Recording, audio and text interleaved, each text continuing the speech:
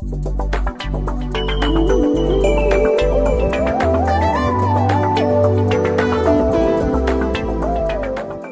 jumpa kembali dengan Anda dalam kelas General Management dari Harapan Bangsa Business School. Salam sejahtera, saya Samuel Tarigan. Dalam sesi kali ini kita akan belajar tentang sejarah teori-teori manajemen. Teori adalah bagian penting dalam sebuah pembelajaran. Karena teori menunjukkan hal-hal apa di dunia praktek yang berfungsi, yang bisa bekerja, what works, what doesn't work, and in what context. Ya, sehingga dengan teori Anda punya banyak repertoar, punya banyak jurus untuk menghadapi berbagai situasi yang berbeda dalam konteks yang berbeda. Selamat mengikuti. Kita sudah membahas 4 fungsi manajemen lewat praktek. Tentu dalam 4 sesi sebelumnya ada beberapa tips, beberapa jurus yang diajarkan, tapi seperti halnya berenang, manajemen adalah skill. Sehingga approach yang kita gunakan dalam kuliah ini lebih banyak praktek dulu.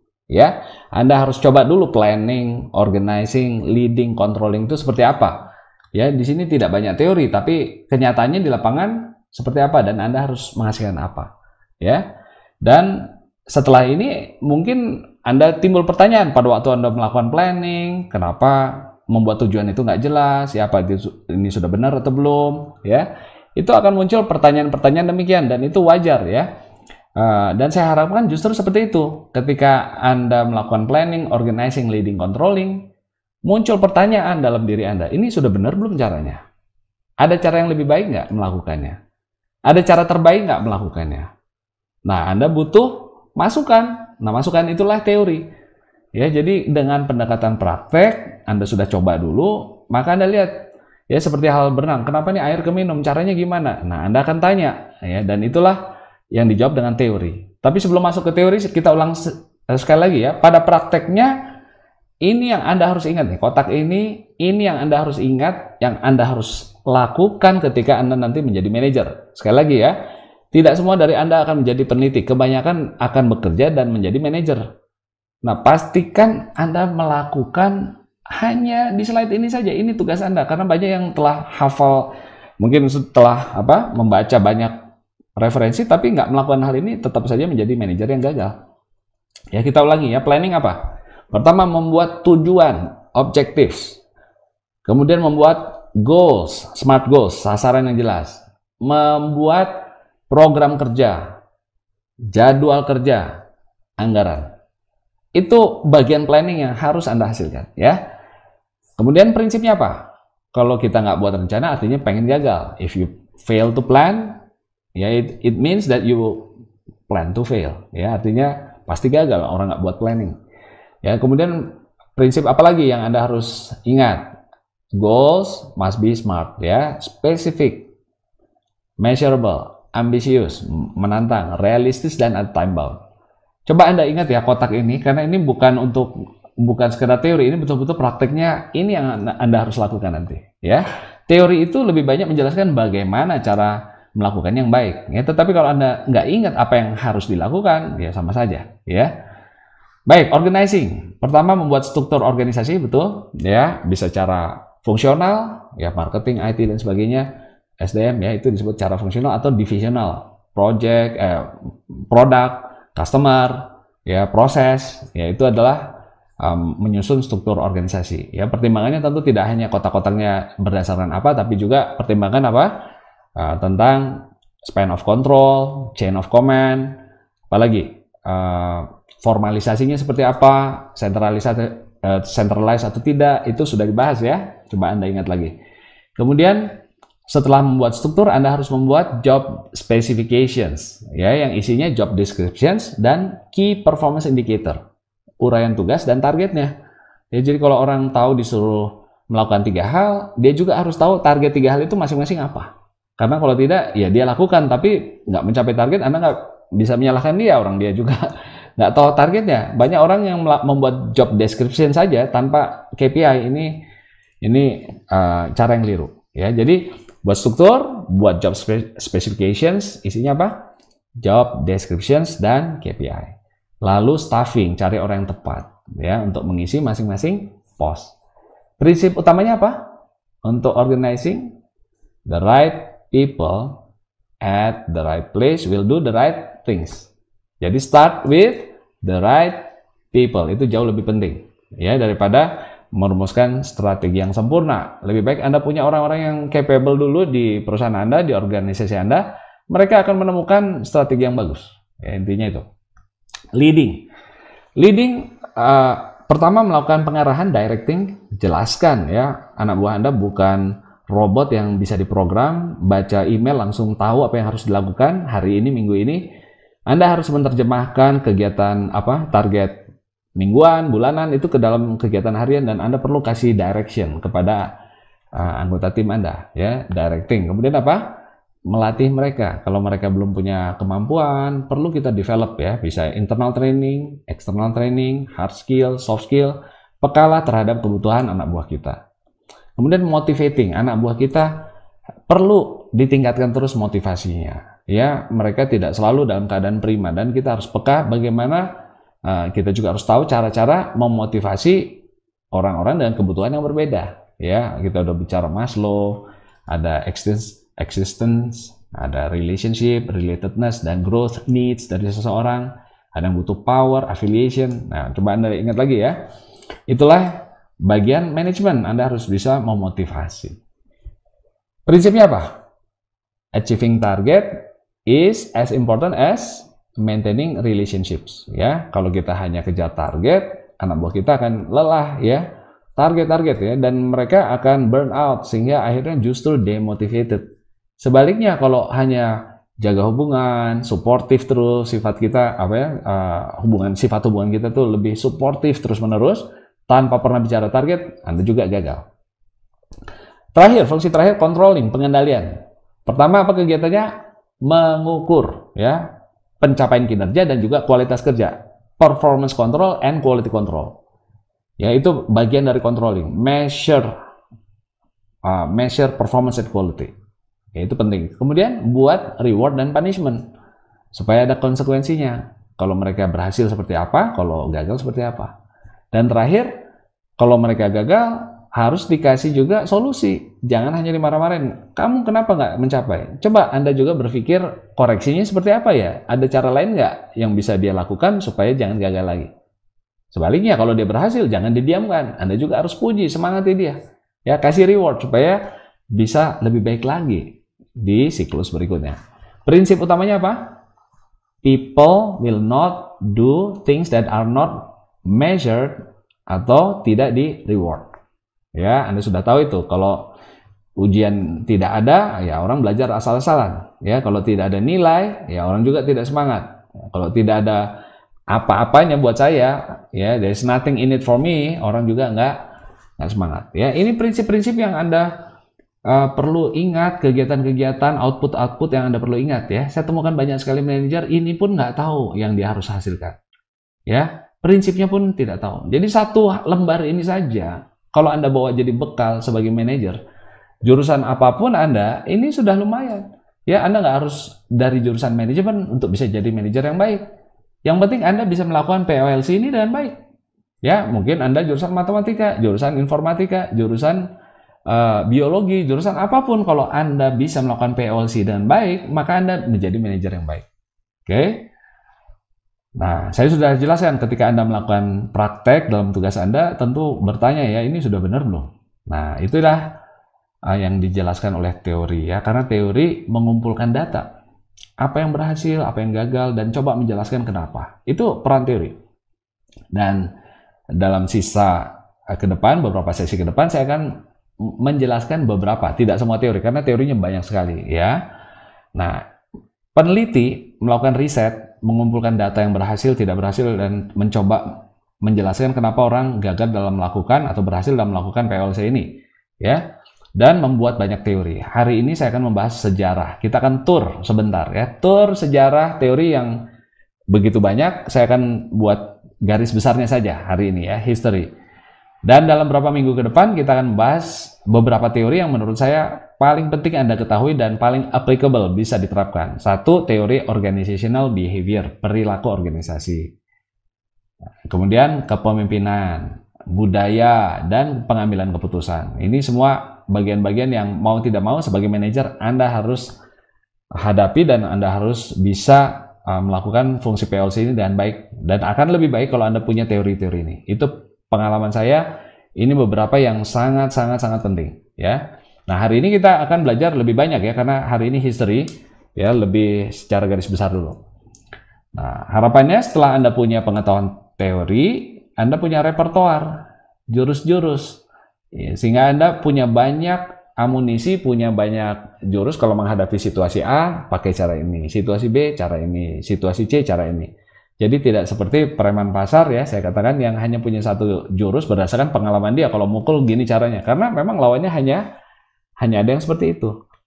Nah, itulah gunanya Anda belajar teori, sehingga nanti Anda pasti lebih siap ya dibandingkan orang yang hanya punya pengetahuan dari praktek, karena mereka lebih terbatas, sehingga diharapkan ketika Anda menghadapi situasi yang baru, Anda bisa menghadapinya dengan jauh lebih baik ya kalau Anda punya pengetahuan teoretikal. Ya, situasi yang belum pernah dihadapi pun Anda sudah punya bekal ya untuk bisa melakukan tugas Anda dengan baik sebagai seorang manajer.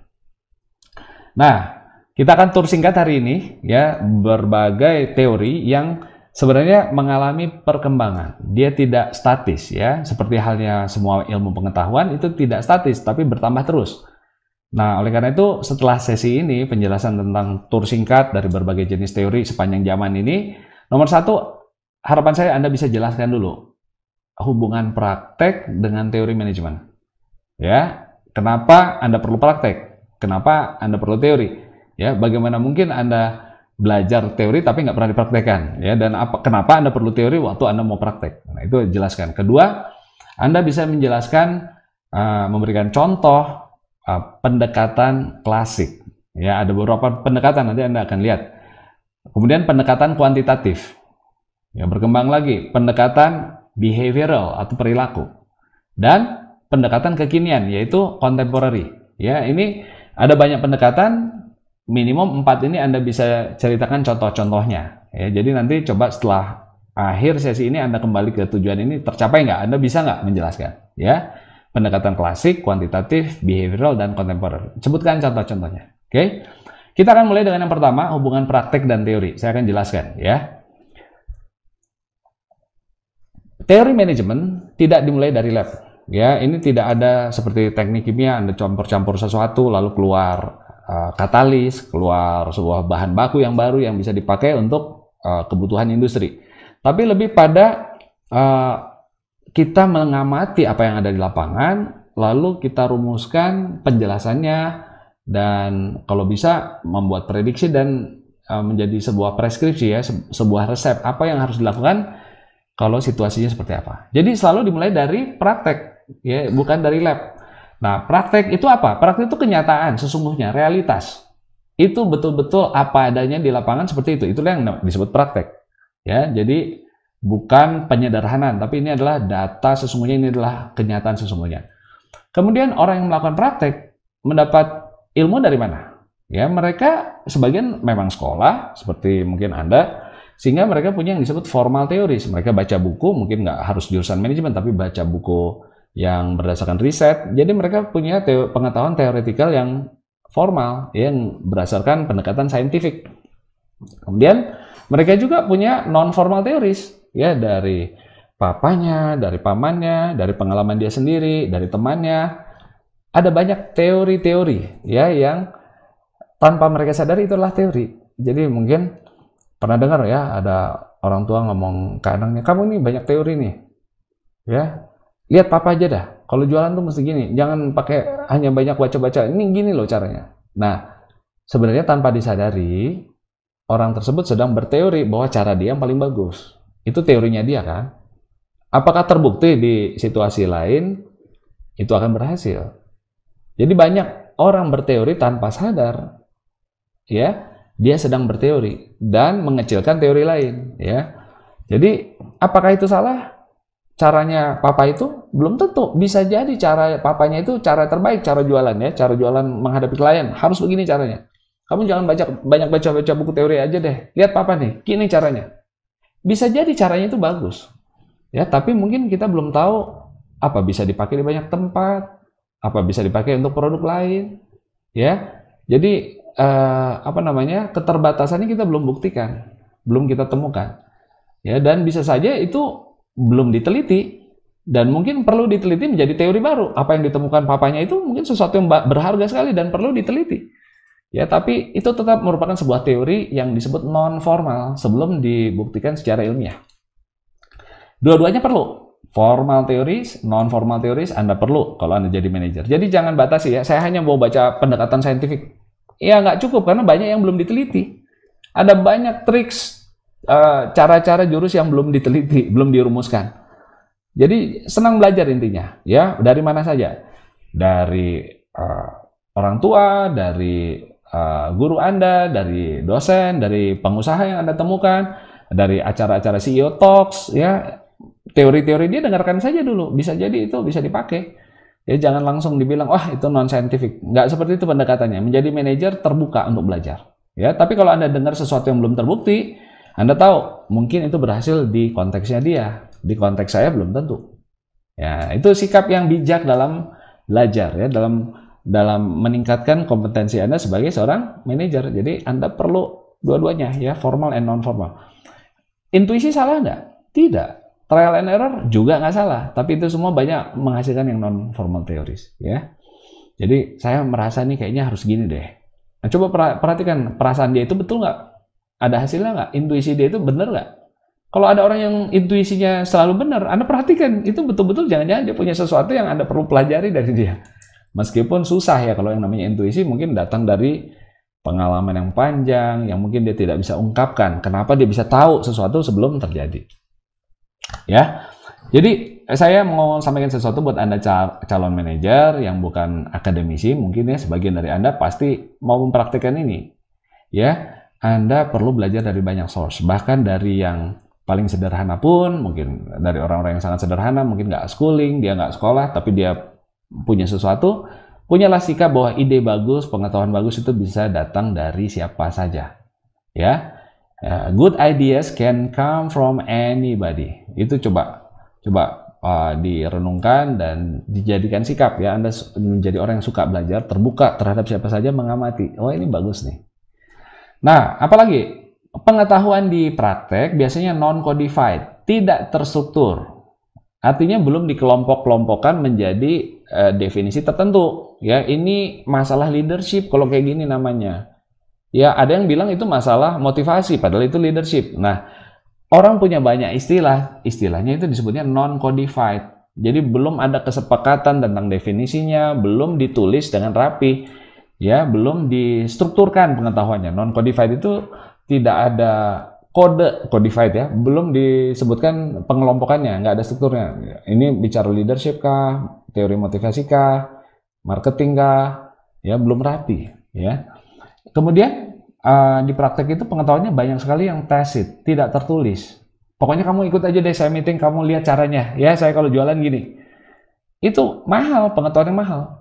Tetapi sifatnya tacit dan susah direplikasi karena ya saya cerita ini gimana ya sama anak buah saya nanti. Saya lihat dulu bos saya begini. Jadi saya hanya bisa ceritakan tanpa dia melihat sendiri. Gimana sih cara jualan asuransi misalnya.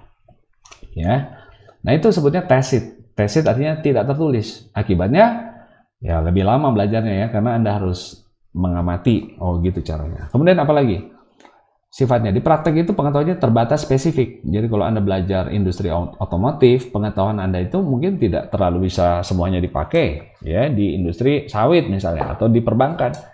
Ya spesifik. Bahkan di satu pabrik mobil belum tentu bisa dipakai di pabrik mobil lain karena Anda belajar sesuatu yang sangat spesifik untuk mobil tertentu misalnya. Jadi ini karakteristik atau sifat dari pengetahuan yang ada di dunia praktek. Oke? Nah, akademisi dan para peneliti mengumpulkan data dari praktek ini. Mereka mengumpulkan data-data keberhasilan, kegagalan, ya, apa yang bisa dijalankan, apa yang nggak akan berhasil, ya what works, what doesn't work. Sukses dan kegagalan ini dikumpulkan, lalu dijadikan sebuah penjelasan dan formula, itu yang disebut dengan teori. Teori adalah sebenarnya ada banyak definisi apa itu teori, tapi salah satunya adalah penjelasan tentang hubungan antara satu hal dengan hal lain, itu sebuah teori.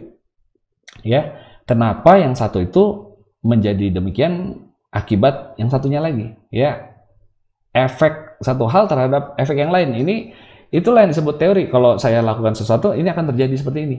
Penjelasan, ya, penjelasan. Kenapa seorang berhasil, kenapa seorang gagal. Itu yang disebut teori, ya. Nah, untuk bisa menghasilkan teori, mereka tidak mengumpulkan 100% realitas foto itu lalu dirumuskan apa adanya, tapi akan disederhanakan, diabstraksi istilahnya, ya, dalam model. Apa itu model? Model adalah penyederhanaan atau abstraksi dari sebuah kenyataan.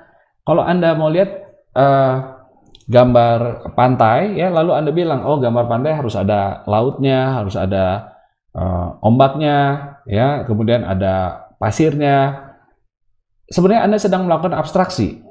Jadi kalau Anda ketemu gambar lain, Anda bisa bilang, oh, itu gambar pantai. Kenapa? Karena ada ombak, ada laut. Kenapa? Karena Anda sedang menyederhanakan sebenarnya, ya. Pasir itu nggak harus persis seperti yang digambar sebelumnya. Harus seperti itu. Ombak itu harus yang 3 putih, di belakangnya biru. Nggak harus begitu, kan? Tapi Anda sederhanakan dan bilang, unsur dari sebuah lukisan pantai. Ada mungkin awan kalau perlu, ada pasir, ada ombak, dan tidak harus persis sama. Itu namanya mengabstraksi, ya, menyederhanakan, membuat model. Oh, gitu kalau gambar laut seperti itu, ya. Jadi dalam model tentu ada penyederhanaan, ya, ada abstraksi tadi dan ada asumsi. Waktu Anda katakan misalnya, ya, motivasi tidak selalu menyebabkan kenaikan kinerja. Motivasi tinggi tidak selalu meningkatkan kinerja. Ada orang yang sangat semangat tapi gagal terus. Nah, misalnya Anda buat teori gitu. Ada asumsinya di situ. Penyederhanaannya ada. Ya, ada abstraksi. Supaya apa? Supaya bisa dipakai di banyak situasi yang mirip, yang serupa, ya. Kalau Anda membuat rumusan bahwa pantai itu harus ada 3 ombak, inilah lukisan pantai, maka definisi yang terlalu sempit itu, yang terlalu detail, itu hanya bisa dipakai untuk menggambarkan lukisan yang tadi. Nggak bisa dipakai lagi. Kelapanya harus 3, pantainya harus batunya ada 2, pasirnya kayak gini. Itulah disebut lukisan pantai. Kalau Anda membuat gambaran kenyataan seperti itu yang terlalu detail, nanti nggak bisa dipakai di situasi lain. Ya, saya harap Anda mengerti maksudnya abstraksi dan model, ya. Ini jadi model ini membuat temuan Anda nanti, pengetahuan Anda itu bisa digeneralisasi, bisa dipakai dalam beberapa situasi yang hampir sama. Nggak harus exact the same, ya. Lalu itu disebut pendekatan empiris karena evidence based, ada buktinya, ada datanya. Pengetahuan yang teoretikal ini tidak dihasilkan dari lamunan, ya. Kayaknya kalau kita motivasi itu belum tentu lo berhasil. Lalu Anda bilang, kenapa? Ya karena gini kan. Belum tentu, kalau orangnya bodoh ya tetap aja motivasi tinggi gagal. Lalu Anda berteori sendiri, membuat teori yang nggak ada buktinya, nggak ada datanya. Nah, teori yang betul-betul valid itu selalu bisa dibuktikan betul atau tidak. Ya, jadi ada buktinya. Itu yang disebut teori. Apalagi kalau yang di sini tadi intuisi, ya belum tentu bisa dibuktikan. Kalau di sini ada buktinya. Codified artinya sudah ada strukturnya pengetahuannya. Ini tentang marketing, ini tentang digital marketing, ya, ini tentang leads generation. Jadi pengetahuannya itu udah sangat-sangat spesifik, ya, dibuat sangat terstruktur, ya, sehingga bisa dipahami oleh banyak orang. Definisinya sudah ada. Leadership itu artinya ini, ya. Efficacy, misalnya nanti ya ada mendengar istilah efficacy, itu artinya ini. Tentang apa itu yang disebut elastik, non-elastik, itu udah bahasa yang udah codified, orang sudah tahu definisinya apa. Ya, jadi beda sama di sini. Kalau di sini ngomong itu mahal, orang lain bilang itu nggak mahal. Artinya bisa macam-macam. Kalau di sini udah sangat jelas. Explicit artinya ditulis. Di sini tacit, disimpan dalam memori. Ya, manajer punya pengetahuan, memorinya bagus, tapi nggak ditulis. Di sini eksplisit, sehingga gampang didistribusikan, bisa dipelajari banyak orang, ya, bisa diturunkan dari orang tua ke anak, dari dari senior ke junior. Ini baca nih, ya, itu keunggulannya teori yang formal, ya, karena sudah eksplisit, tinggal suruh baca aja, ya. Kalau di sini banyak harus ikut saya, lihat dulu. Dan bisa digeneralisasi karena temuan ini justru hasil abstraksi tadi itu bisa dipakai di banyak situasi yang serupa, nggak harus 100% sama.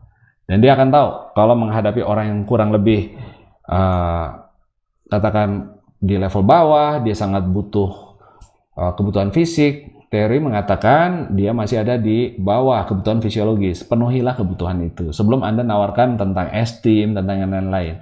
Nah, itu bisa dipakai di banyak situasi. perusahaan A, perusahaan B, perusahaan C itu bisa dipakai karena itu sudah terbukti di banyak situasi.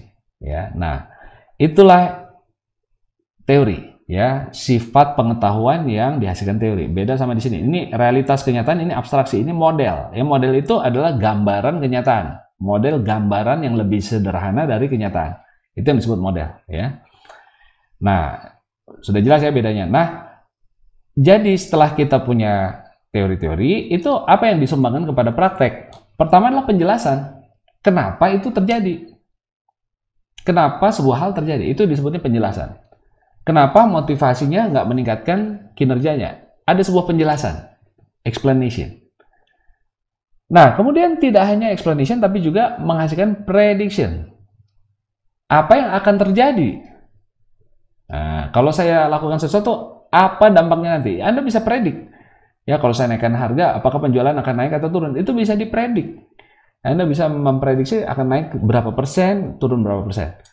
Ya, jadi yang dihasilkan teori pertama penjelasan, kedua prediksi, ini apa yang kenapa terjadi, kenapa sesuatu terjadi, yang ini apa yang akan terjadi. Ya, dan yang ketiga prescription, apa yang harus Anda lakukan. Resep ya, prescription itu resep. Jadi kalau saya bicara obat ya, katakan orang sakit sariawan karena kurang vitamin C, itu penjelasan. Ya, lab temukan para ahli farmasi melihat, oh ini, dan ahli kedokteran menemukan orang-orang yang kekurangan vitamin C cenderung sariawan misalnya ini ya, itu penjelasan. Kemudian prediksi, kalau saya tambah vitamin C sekian gram akan sembuh biasanya. Nah, itu bisa diprediksi hasilnya. Ya, lalu itulah sebabnya dokter berani mengeluarkan resep. Kalau penyakit ini resepnya seperti ini. Ini rumus formula yang gini nih kalau menghadapi situasi ini. Ini adalah sebuah resep. Sudah menjadi jurus. Jadi nggak hanya menjelaskan, memprediksi, tapi juga sudah menjadi jurus. Ya, inilah yang disebut prescription, itu disebut repertoire tadi. Ya, baik. Saya harap Anda bisa jelaskan. Ya, praktek itu adalah realita. Ya, orang yang dipraktek menggunakan pengetahuan formal, non formal, pengetahuannya belum terstruktur, tidak tertulis, dan spesifik.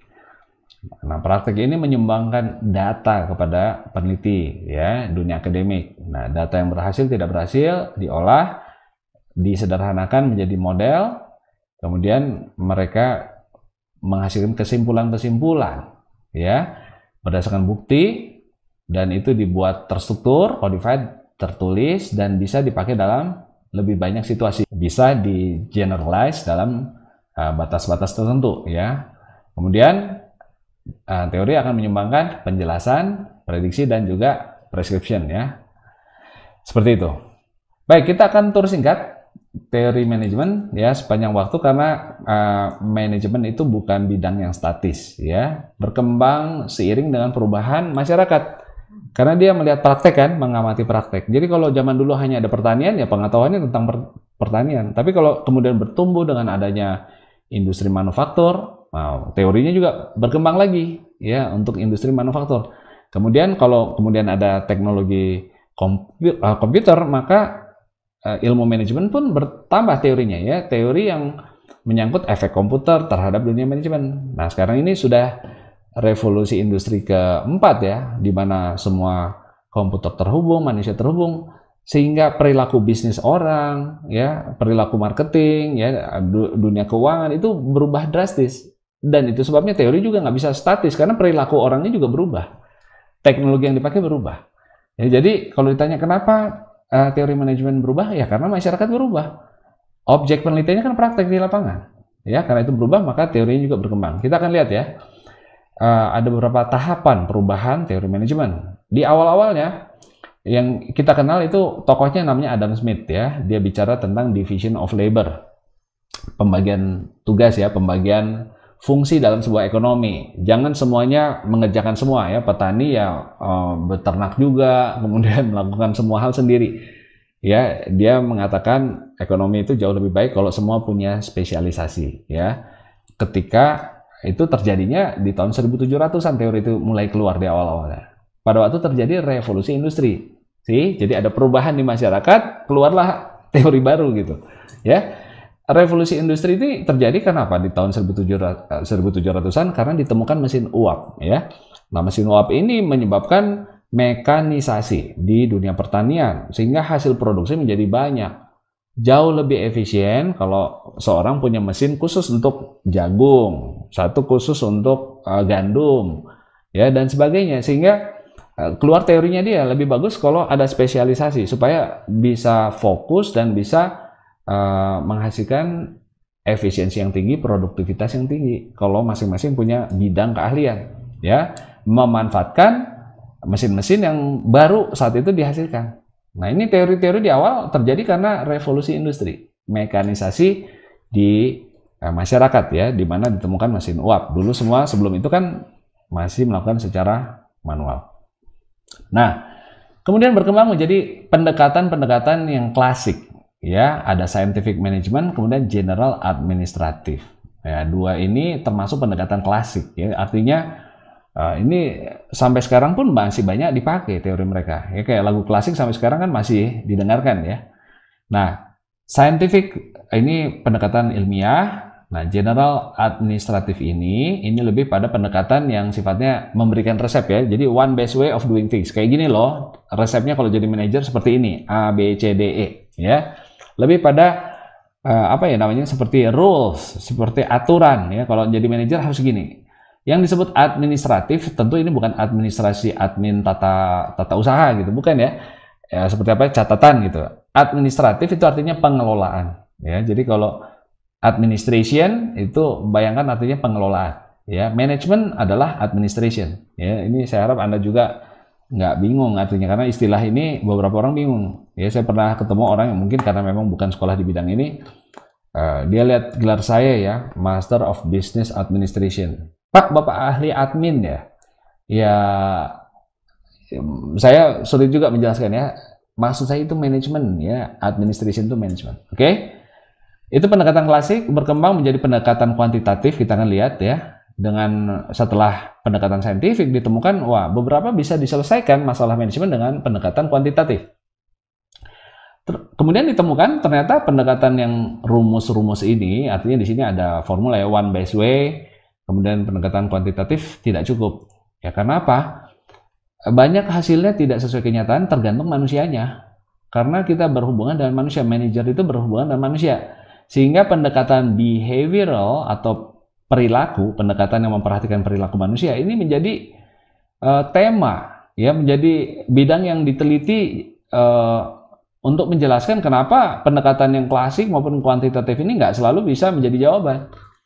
Ya, mereka lihat ternyata tergantung perilaku orangnya. Ya, kita akan lihat nanti, kita akan bahas siapa saja itu tokohnya. Kemudian ada satu penelitian yang menarik namanya Hawthorne ya, yang membuka banyak peneliti ya pengertian bahwa ternyata oh iya ya, manusia itu bukan robot ya, sehingga bisa diprogram, dikasih rumus langsung jadi ya. Ternyata manusia itu beda. Nah, kemudian berkembang menjadi organizational behavior, nggak hanya individual behavior ya. Manusia-manusia di dalam organisasi itu kan membentuk organisasi, sehingga organisasi secara keseluruhan juga punya perilaku di dalamnya. Ya. Nah, setelah itu berkembang menjadi teori-teori yang masa kini, disebutnya contemporary, kekinian nih, pendekatan masa kini. Contemporary itu artinya saat ini. Ya, pendekatan saat ini, kontemporer ya, itu artinya yang sekarang. Pendekatan sistem ya, di mana kita nggak melihat hanya satu elemen, tapi organisasi itu sangat terkait, ada bagian-bagian di luarnya, ada elemen-elemen di dalam yang semua saling berhubungan, memproses input menjadi output. Nah, itu pendekatan sistem. Kemudian pendekatan contingence ya, contingency ini adalah semua tergantung konteks ya. Jadi nggak ada sekarang kalau masa kini jarang, mungkin hampir tidak ada ya teori yang dibilang ini bisa dipakai untuk semua situasi ya. Pakai cara ini, semuanya contingent ya. Leadership teorinya contingent ya, decision making juga contingent ya, hampir semua contingent. Yaitu artinya tergantung situasi. Kenapa? Karena sekarang situasinya ada banyak macam-macam, beda sama dulu, mungkin situasinya hanya ada 1-2 macam, sehingga ya rumus mereka itu bisa dipakai karena semua industri ya hanya buat produk yang itu saja. Jenis organisasinya juga ya hanya seperti itu, belum ada perusahaan publik, belum ada perusahaan virtual, segala macam ya. Jadi ya pendekatan klasik ya hanya one best way, itu bedanya ya. Di sini pendekatan modern istilahnya. pendekatan. Jadi yang disebut klasik aneh ya. Ini sampai sini juga disebut juga pendekatan modern. Modernisme ya, di mana orang percaya one best way. Caranya gini loh yang terbaik. Ya, melakukan apa-apa harus gini caranya. One best way. Kalau di sini there are many ways. Ada banyak cara ya. Nah, kita akan lihat ya, mulai dari yang klasik, pendekatan klasik. Nah, salah satu teori klasik atau pendekatan klasik yang terkenal adalah yang dibuat oleh Mary Parker Foley ya. Mary Parker Foley ini mendefinisikan manajemen itu seperti seni ya, seni melakukan sesuatu melalui orang lain ya. The art of getting things done through people, itu definisinya dia.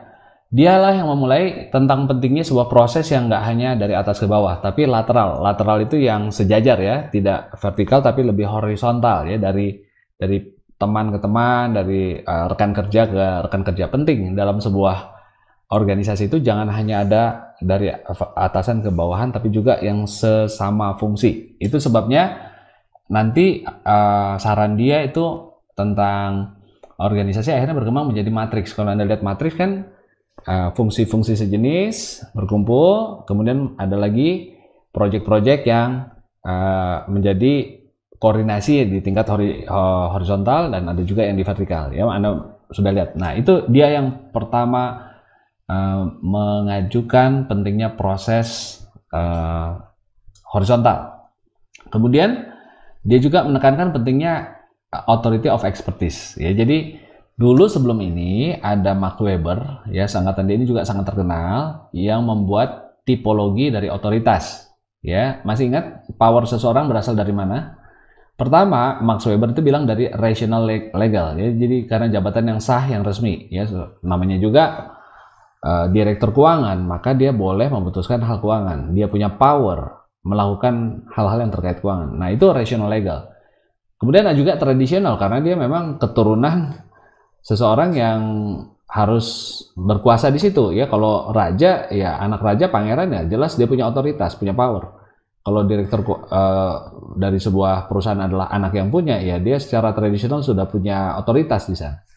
Karismatik, ada orang yang bisa punya power karena dia memang berkarisma, ya, punya wibawa, ya, sehingga orang-orang mendengarkan dia. Jadi dulu Weber hanya punya 3 tuh. Kenapa orang punya power? Ya karena punya jabatan sah, karena dari keturunan, dan juga karena dia punya karisma. Nah, ditambahkan oleh Mary Parker ya, dia bilang karena orang juga punya expertise, keahlian. Masih ingat ya, ada banyak political yang lain-lain, tapi Mary tambahkan yang tentang expertise ya, bahwa orang punya power karena dia ahli dalam bidang tertentu. Kemudian dia juga yang memajukan gagasan tentang hubungan timbal balik ya, reciprocal relationships ya. Jadi ketika seseorang berhubungan dengan yang lain, ada satu prinsip dia bilang ya, bahwa atasan bawahan atau seseorang dengan yang lain, rekan kerja, itu pasti hubungannya selalu timbal balik, nggak searah. Sehingga dia mendorong yang disebut integrasi, non koersif, power sharing ya. Jadi kalau kita melulu hanya nyuruh tanpa mendengar, nggak timbal balik ya, itu ada batas-batas di mana itu bisa bekerja ya. Kalau atasan hanya nyuruh aja, nggak pernah mau dengar, itu juga makanya dibilang non koersif. Jangan lewat pemaksaan kalau mau manajemen yang bagus. Coba bagi powermu sedikit ya, artinya dengarkan anak buahmu. Nah, itu contohnya. Jadi konsep dia itu power with. Jadi saya punya power tapi bersama-sama dengan teman-teman anak buah saya ini. Kita berhasil, kita punya power bersama-sama. Bukan power over. Saya ini punya power di atas Anda. Jadi itu yang kalau Anda lihat orangnya lebih sosial berarti ya. Dia juga yang menciptakan istilah win-win. Ya, jadi atasan menang, bawahan menang ya, pemilik bahagia, pekerja juga bahagia, win-win ya, customer happy, perusahaan juga happy. Nah, dia tokohnya nih ya, banyak membuat teori-teori tentang hal-hal tersebut. Kemudian tidak heran dia juga membentuk community centers ya, jadi sifatnya lebih sosial nih orang ya, pusat-pusat komunitas untuk belajar. Oke. Kemudian tokoh lain namanya Henry Fayol ya. Henry Fayol ini juga klasik ya, di 1800-an ya. Dia mengatakan fungsi manajemen ada 5 ya, kalau Anda belajar 4 ya. Planning sama organizing sama staffing. Ya, ini yang dipisahkan oleh Henry Fayol. Kalau kita mengerti staffing ini masuk ke dalam organizing ya. Controlling ini ada directing ya, kalau kita sebutnya leading, dan itu sebelum controlling ya. Jadi Henry Fayol ada 5 ya: planning, organizing, staffing, controlling, and directing. Dan dia buat one best way ya. Kalau manajer yang bagus tuh gini loh caranya. Ada 14 prinsip dalam kerja dan inilah the best. Jadi one best way. Ingat ya, klasik itu one best way selalu. This is the best. There is only one way. Terdiri dari 14 komponen. Tapi nggak ada konteksnya. Kalau situasinya gini, gini loh. Kalau situasinya gitu, gitu loh. Itu belum. Ya, pada saat itu masih one best way. Pendekatannya hanya ada satu cara. Terdiri dari 14 prinsip ini. 1, pembagian kerja. Ya, jangan semua mengerjakan semua. Ya. Kedua, harus jelas otoritas dan tanggung jawab. Ya, kalau orang dikasih otoritas ada tanggung jawabnya. Wewenang dan tanggung jawab ya. Jadi jangan sampai ada tanggung jawab, kamu harus lakukan ini tapi nggak ada wewenangnya, ya nggak akan berhasil. Ya, atau dikasih otoritas nggak ada tanggung jawabnya, itu bahaya. Kemudian disiplin, ya kalau mau bagus semua harus disiplin. Karyawan tuh harus menghormati dan mentaati aturan yang ditetapkan di perusahaan, ya. Dan orang disiplin karena pemimpinnya efektif, ya. Jadi pemimpin salah satu tugasnya adalah menegakkan disiplin. Ini rumusan dia nih. Apalagi unity of command, ya. Jadi tidak boleh anak buah punya 2 pimpinan yang berbeda pendapat sehingga dia bingung. Harus satu komandonya, satu atasannya. Unity of direction.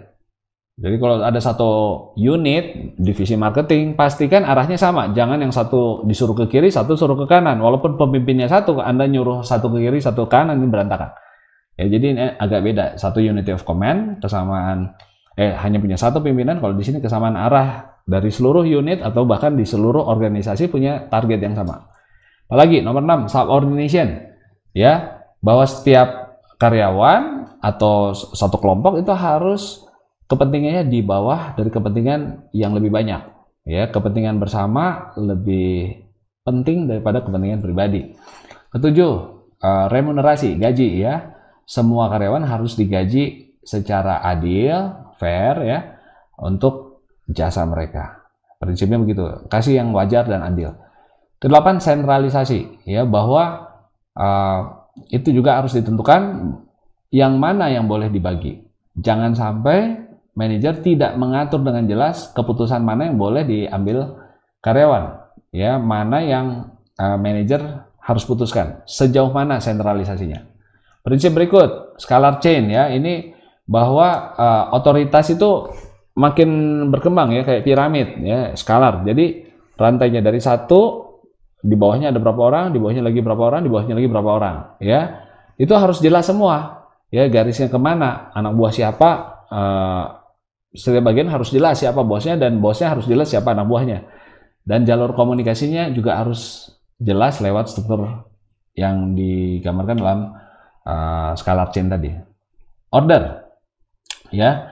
Jadi semua harus ada keteraturan ya, tempat-tempat posisi barang, posisi pekerja ya, itu semua harus diatur, jangan berantakan, harus tertib. Nah, jadi kalau Anda lihat bunyinya agak-agak militer ya, Henry Fayol ini ya, semuanya kaku, tertib, disiplin, jelas gitu ya. Kalau Mary Parker tadi kayaknya lebih sosial ya. Coba dengarkan, jangan semua timbal balik dan seterusnya. 11, equity. Manajer tuh harus baik hati dan adil kepada bawahannya, ya, jangan sampai pilih kasih. Kemudian ke-12, jangan sering ada karyawan yang keluar masuk ya. Stabilitas dari karyawan itu penting, karena kalau sering keluar masuk itu nggak efisien.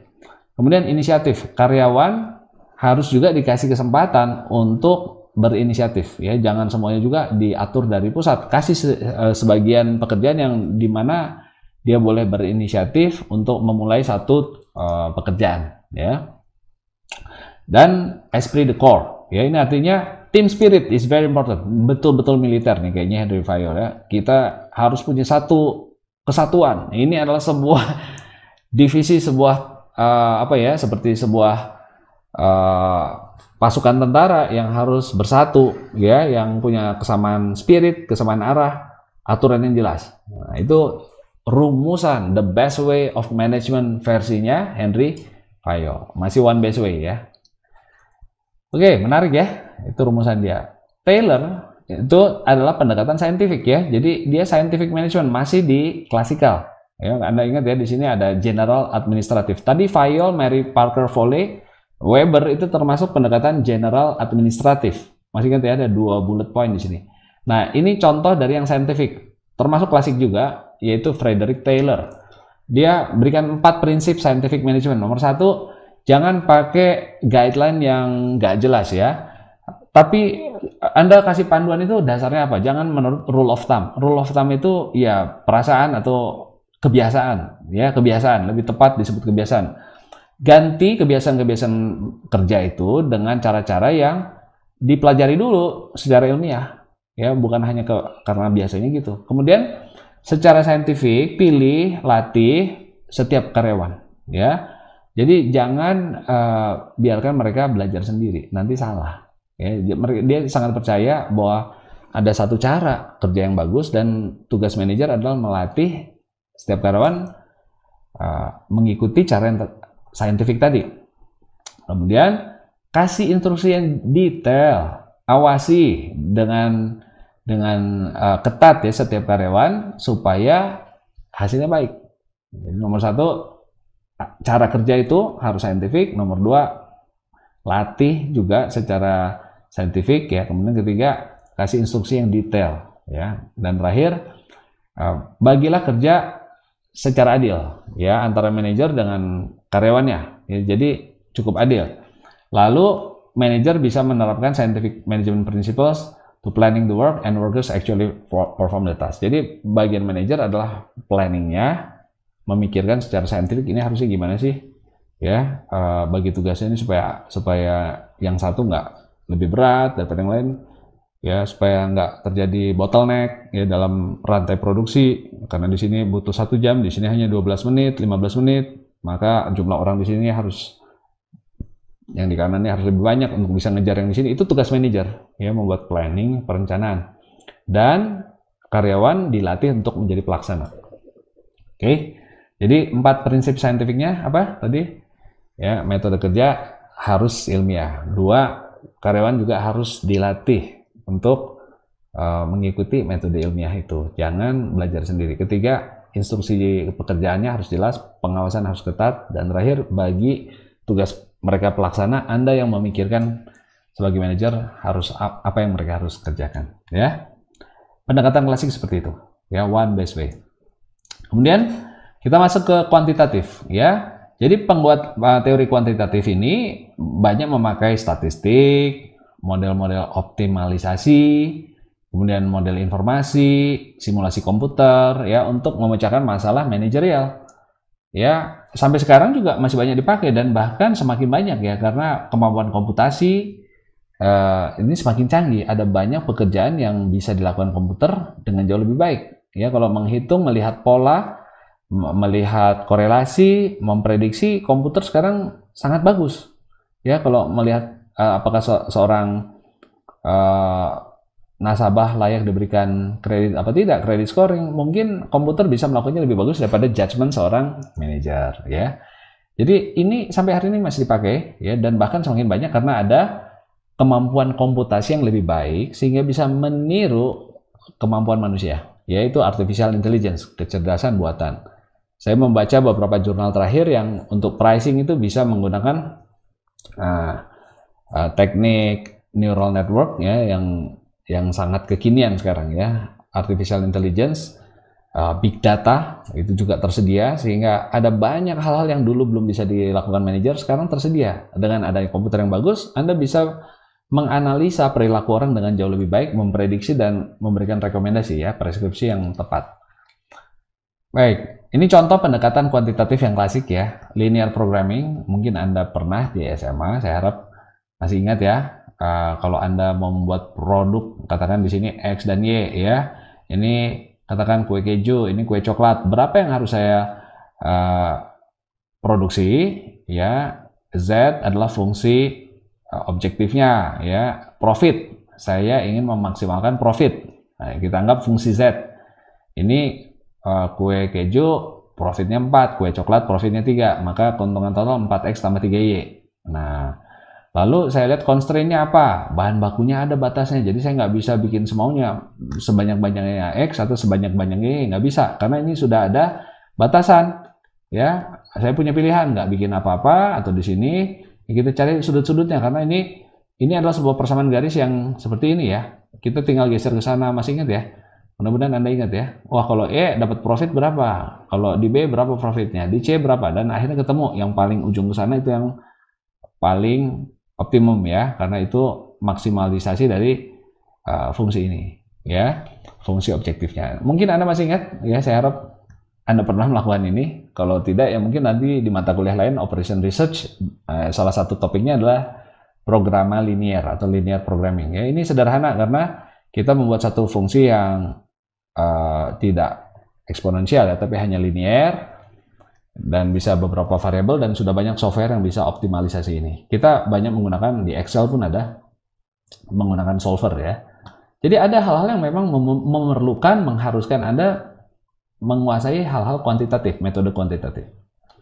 Kemudian ini contoh yang sangat applicable sekarang ya, bagaimana sistem delivery bisa menemukan jalan yang paling singkat ya dari rute mengantar barang nih. Kalau Anda mau mengantar ke semua tempat ini, paling bagus lewat mana?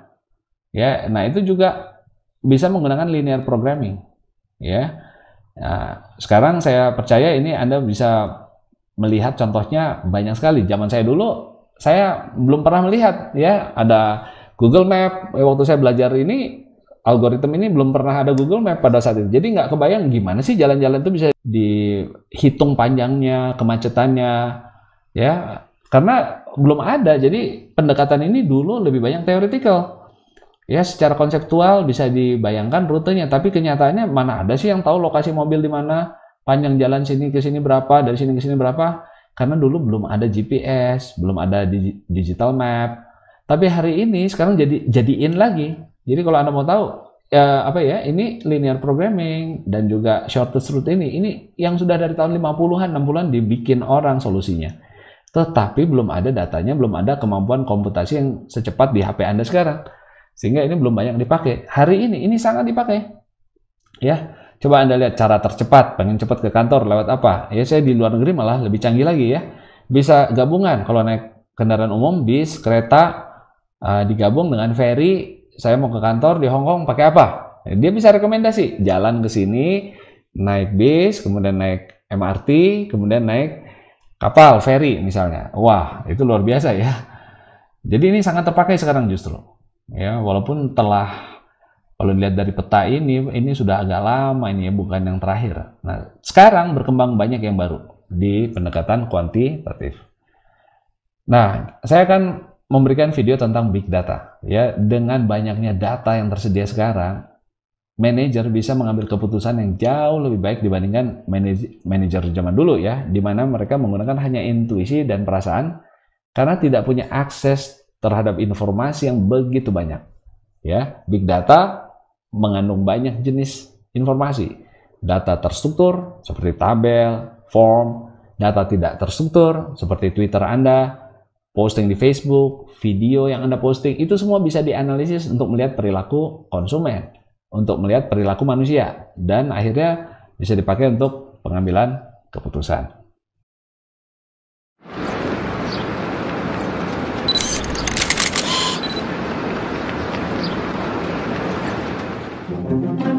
Big data, analytics. We've all heard the buzzwords, but what do they really mean? And how can they help your business? Let's start with definitions. Big data refers to the vast volumes and types of information that companies can now collect and process using increasingly high-tech systems. This comes from both internal sources within your company and external ones, customers, suppliers, and the broader market. It is both structured, such as customer purchase data from retail stores, and unstructured, such as internet search results, though all data has to be put into structured formats to be analyzed. Analytics is the use of math and statistics to derive meaning from data in order to make better business decisions. There are three kinds of analytics. Some are descriptive, for example, dashboards, scorecards, and alerts. They tell you what happened in the past, but not why it happened or what might change. Predictive analytics are more useful. They use past data to model future outcomes, perhaps indicating how customers will respond to a marketing promotion or how sales will be affected by certain market conditions. Even better are prescriptive analytics, which use techniques like optimization or A/B testing to advise managers and workers on how best to do their jobs. They might tell a TV salesman the right discount to offer, a web designer which type of ad will elicit more clicks, or a truck driver where to stop for gas. When you combine big data with effective analytics, you have what Babson College professor Tom Davenport believes to be a key competitive advantage for organizations today. What capabilities does your organization need to succeed? One approach is the Delta model. Data that is clean, accessible, and often unique to your company. An enterprise-wide focus, with key data systems and analytics resources available to the whole firm, not just isolated teams. Leaders at all levels that promote a data and analytics-driven culture. Targets for key business areas that could benefit from this approach. And talented analysts to execute the strategy. In a complex and dynamic business environment, big data and smart analytics are more than buzzwords. They're an important way to improve decision-making and ensure that your company is a step ahead of its competitors.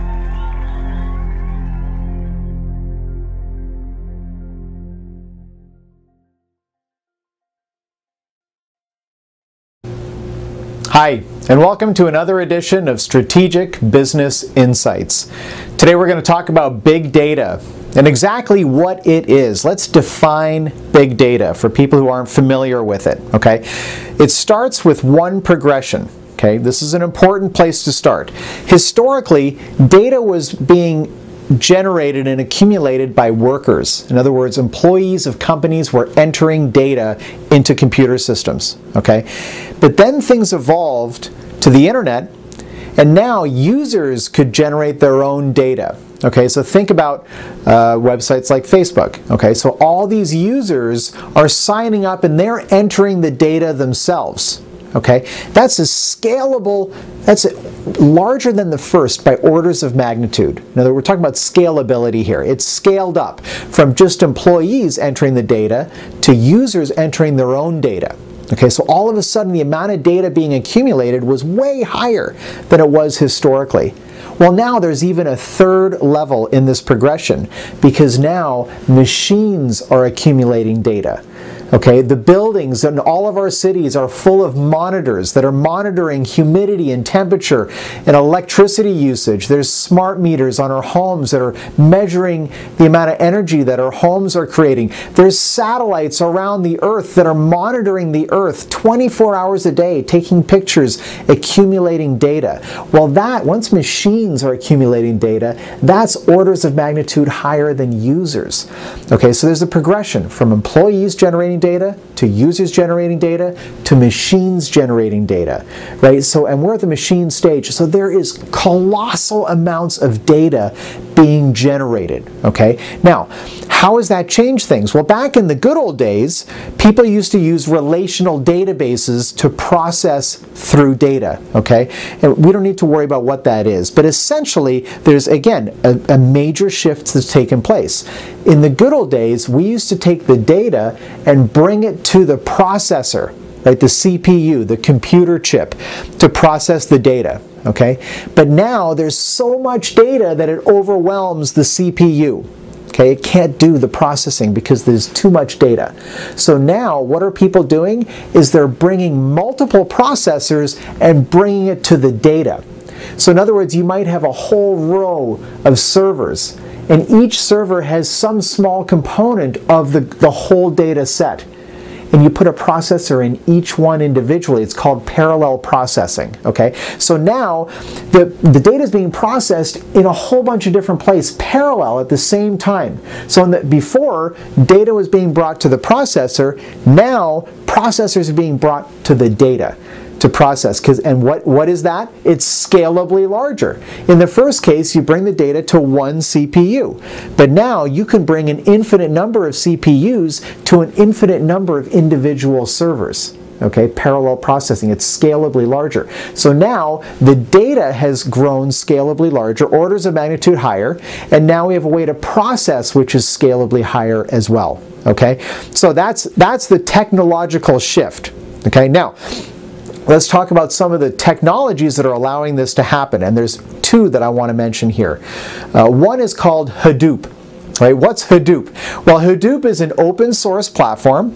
Open source means that it's developed under the general public license. It's developed by developers all across the world, and it's free to use. Okay, now the reality of those, like for example, Linux is open source. Some of the website building platforms, what they call content management systems, are open source, like WordPress, Drupal, and Joomla. Apache is a server software which is open source. So the fact that it's free is a little bit of an illusion, okay, because you need experts to really understand how to use it, how to implement it, how to customize it for the specific usage that you need. But the basic infrastructure of Hadoop is open source, which means it's free, okay, and it organizes this parallel processing, okay, and it's the software that allows that to happen. And the second thing is called MapReduce. MapReduce, which is a way of putting a summary, basically a Cliff Notes version, on each server of what data that server contains. Okay, so it's a Cliff Notes, it's a summary, it's a table of contents. It's a table of contents, that's the best analogy. So there's a table of contents on each one, and all those table of contents can go onto one central server, which is essentially the search function. Okay, so the search function, you can search and be like, boom, okay, the answer we're looking for is on this particular server. Okay, that's something that's being done through MapReduce and Hadoop together. They work together. Okay, so those are the technologies that are driving big data. Now, who's at the cutting edge? Google. Google's at the cutting edge with so many things. Now, think about how much data is being accumulated by Google, not just in the search capacity, okay, and all the websites that they're indexing, but also in all the other services that they offer, like Google Analytics, Google AdWords, Google AdSense, Google Voice, Google Talk. I mean, there's so many different services that Google provides. They're accumulating colossal amounts of data, and they know that there's a huge opportunity in that data.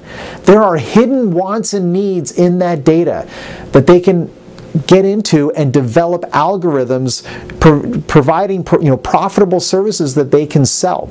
Right? They're going to find ways to monetize this data. And that's not a bad thing.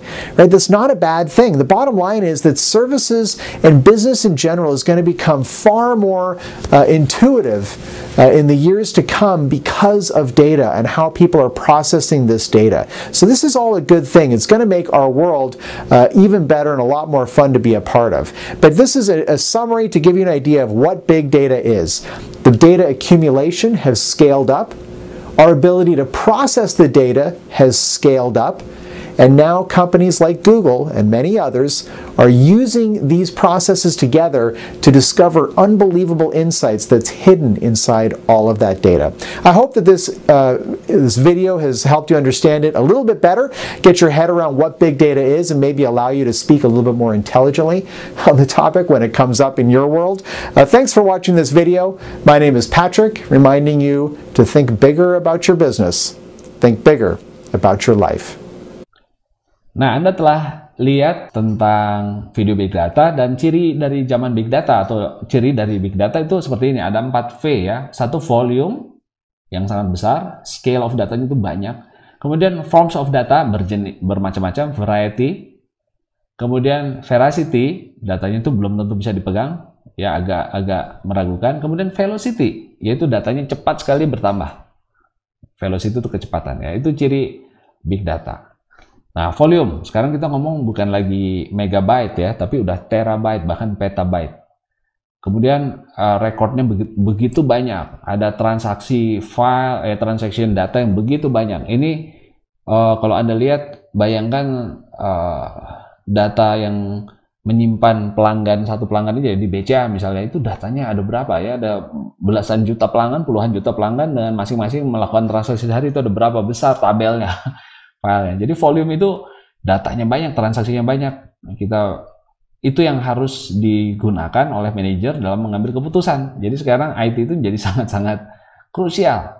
Ya, kalau Anda punya data sebagai manajer pemasaran di BCA, Anda punya data pelanggan yang banyak, Anda nggak pakai, itu Anda salah ya. Anda berarti mengabaikan informasi yang sudah tersedia di komputer Anda. Anda tinggal minta tim untuk menyediakan data, yaitu volume. Datanya banyak sekali tersedia sekarang. Kemudian velocity, ini cepat sekali datanya bertambah ya. Bahkan hampir real time, tiap detik bertambah. Kemudian streaming bahkan, ya, jadi datanya itu nggak pernah berhenti, terus menerus datang. Nah, ini bagaimana menghandle-nya? Ya, kalau kita bicara data posting, Twitter mau dianalisis atau posting Instagram mau dianalisis, itu per berapa menit, per berapa jam, karena nggak pernah berhenti. Itu ciri kedua, velocity, data cepat bertambah. Ini volume besar, cepat bertambah. Veracity, ya, agak ambigu, ini uncertain, ya, nggak tentu nih. Data itu sekarang belum tentu semua bisa dipercaya, betul ya? Dari mana dulu sumbernya? Siapa yang bilang? Otentik nggak? Asli nggak dia ngomong? Ya, hoax itu banyak sekali zaman sekarang. Nah, kalau Anda ikut analisis hoax, jadi kesimpulannya salah kan? Originnya dari mana? Punya reputasi nggak yang ngomong ini? Websitenya bisa dipegang nggak? Nah, terus available nggak? Kemudian siapa yang bertanggung jawab kalau saya pakai data ini?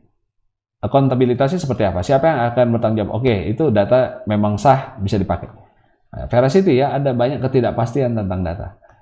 Variety, ada data yang structured, ya, di form, itu semua terstruktur istilahnya ya, di tabel-tabel, itu terstruktur. Kalau Anda ngisi form itu udah pasti terstruktur. Ya, tapi ada banyak data sekarang unstructured, contoh video. Ya, di sana Anda sebutkan Anda pergi kemana, dengan siapa, kapan perginya, itu nggak ada tabelnya kan? Nggak ada kolomnya untuk ngisi kapan perginya, dengan siapa. Ya, ada sebagian data di video ini, sebagian di posting sana, sebagian di Twitter Anda, sebagian ada mungkin di mana lagi ya, di Facebook. Ya, jadi ini sumbernya macam-macam dan tidak terstruktur. Beda sama Anda ngisi form. Ya, kalau Anda ngisi form, nama orang tua, alamat rumah. Itu zaman dulu data hanya hampir semua terstruktur. Beli apa, berapa jumlahnya, itu udah bisa dibuat tabel langsung rapi.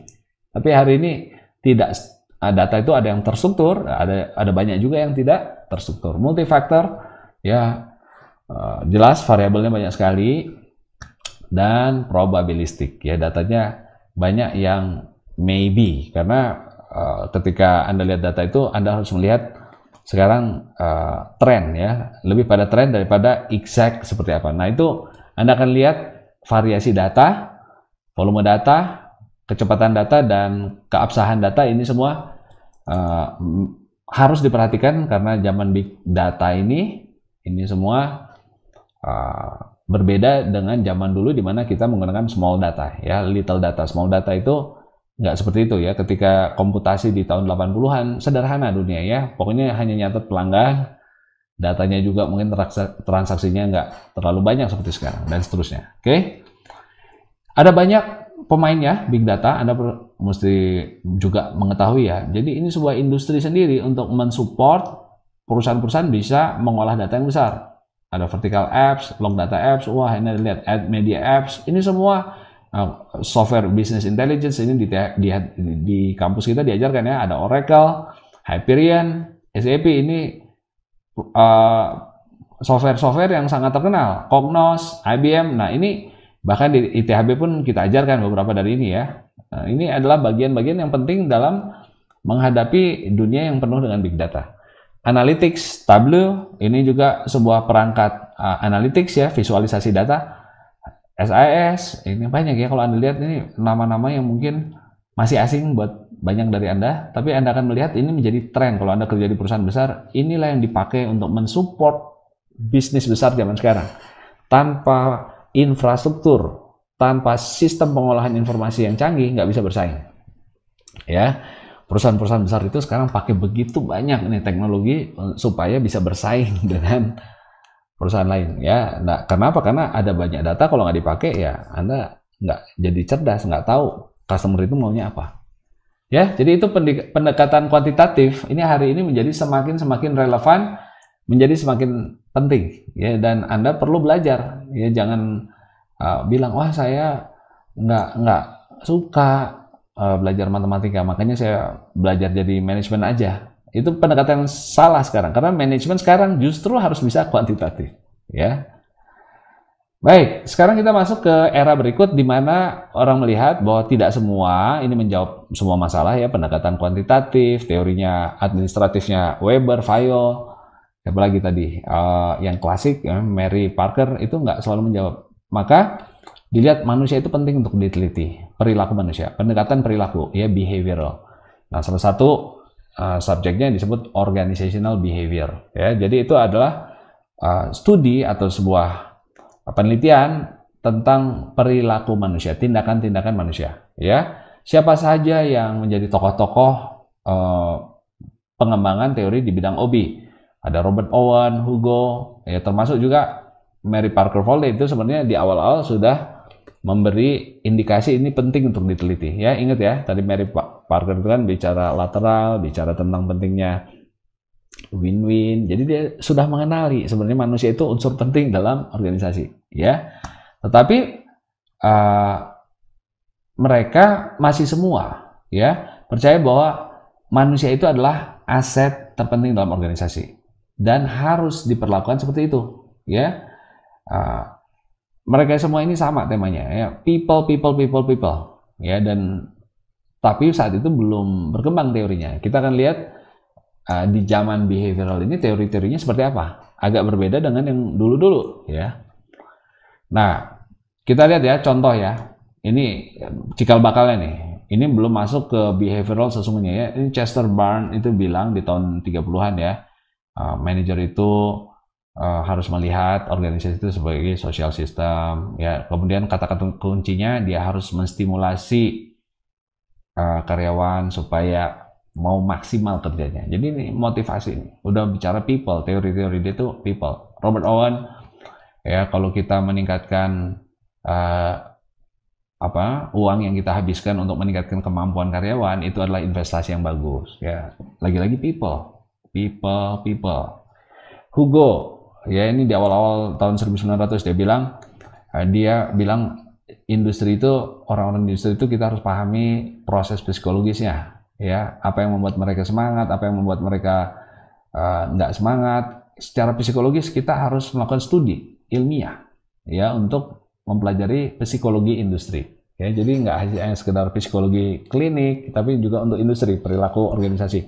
Ya, dulu waktu saya di teknik industri itu ada mata kuliahnya sendiri ya, namanya psikologi industri. Dia menekankan penggunaan tes psikologis untuk melihat kemampuan orang dalam mengisi pos-pos ya. Jadi kalau salah satu fungsi manajer staffing ya, mengisi orang di pos yang tepat, harus ada ujiannya, ada tesnya. Nah, ini yang ide-ide awal ya yang mengajukan gagasan tersebut. Kemudian Mary Parker ya udah tahu ya, itu harus manajemen tuh harus people oriented ya, adil, be kind, terus kemudian mau mendengar juga, timbal balik, ada etika grup kelompok, dia sangat concern tentang komunitas kelompok ya.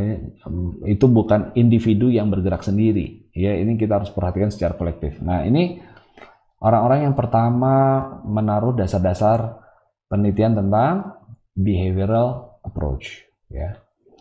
Nah, saya mau jelaskan sedikit tentang salah satu studi yang membuka banyak orang mengerti ya, wawasan orang akhirnya ngerti, wah ternyata manusia itu sangat penting untuk diteliti. Ada sebuah penelitian namanya Hawthorne ya. Ini penelitian yang dilakukan oleh Hawthorne ini, mereka tadinya pengen meneliti efek dari penerangan lampu terhadap produktivitas karyawan. Ya. Kemudian dia temukan sesuatu yang unik ya. Dia coba produktivitas karyawan itu dites pada tingkat penerangan yang sedikit ya, kemudian yang cukup, kemudian yang sangat terang, berbagai tingkat penerangan dicoba dan diukurlah produktivitasnya. Ternyata aneh, meskipun dikurangi lampunya ya, tetap saja produktivitasnya naik dibandingkan waktu belum diteliti. Jadi para peneliti ini menemukan bahwa regardless of whether the light levels were raised or lowered, worker productivity increase. Jadi penerangannya ditambah atau dikurangi, selalu hasilnya lebih bagus dibandingkan standar. Itu aneh ya dibandingkan sebelum ada penelitian. Ternyata mereka meningkat produktivitasnya bukan karena lampunya, tapi karena mereka diperhatikan oleh manajernya. Jadi ketika manajernya, oke, saya nyalain lampunya ya, saya kurangin lampunya, mereka tahu mereka sedang diperhatikan. Dan ternyata perhatian itu yang meningkatkan hasil kerja mereka. Itu yang disebut Hawthorne Effect. Jadi tadinya mau mengukur efek penerangan, malah muncul kesimpulan lain. Ternyata perhatian atasan terhadap bawahan itu bisa meningkatkan kinerja bawahan. Menarik ya? Nah, itu membuka pengertian orang tentang pentingnya teori behavioral. Ya, dan masih banyak lagi. Hari ini kan kita tur singkat.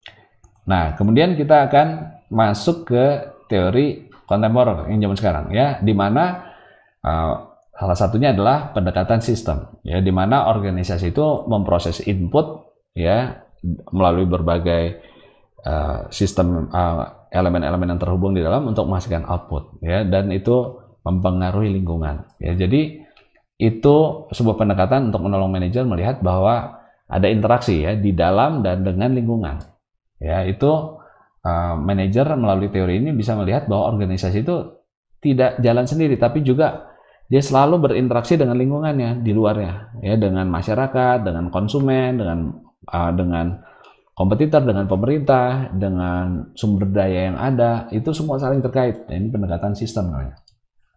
Jadi nggak hanya melihat picik di dalam ruangan, ya, di dalam satu internal organisasi, mereka melihat lebih luas.